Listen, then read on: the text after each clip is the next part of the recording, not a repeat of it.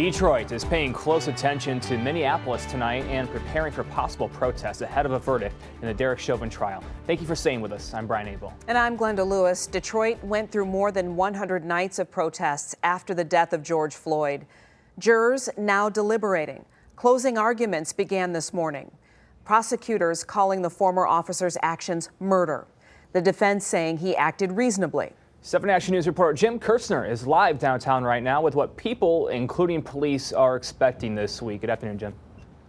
Good afternoon. As we said, the barricades are still here.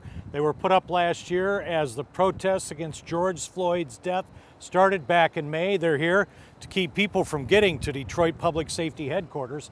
Community activists were also out here amongst the crowds to keep the peace. They plan on being out here again. Intense situations where protesters and agitators, embark on our city and cause real, destruction. And that's what we don't want. His group literally got in between those agitators and Detroit police last year. Their organization works to keep the peace where needed, including today, showing support for a family who lost a loved one to gang violence. Here's the thing. We're just as upset and just as angry at the injustices, at the police brutality.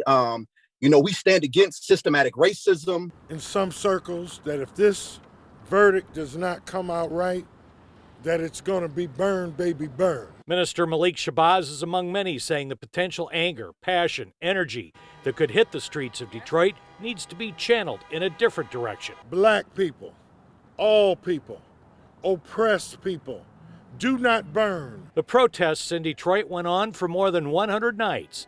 Dozens were arrested in clashes with police.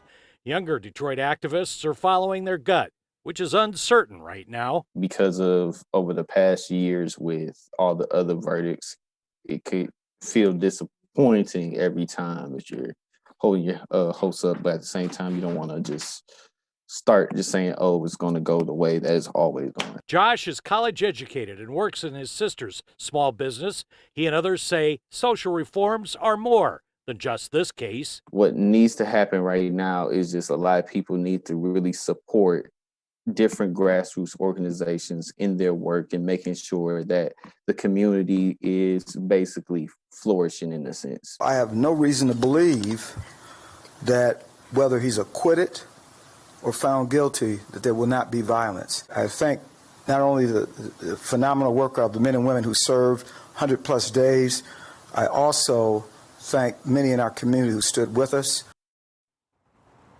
Now, the chief and the city allowed peaceful protests. That's why we saw more than 100 nights. But the chief said again today, like last year, there is zero tolerance for any trouble. Live downtown, Jim Kirtzner, 7 Action News. And as Josh insinuated, that so much of this seems to hinge on what the jury decides. Jim, thank you.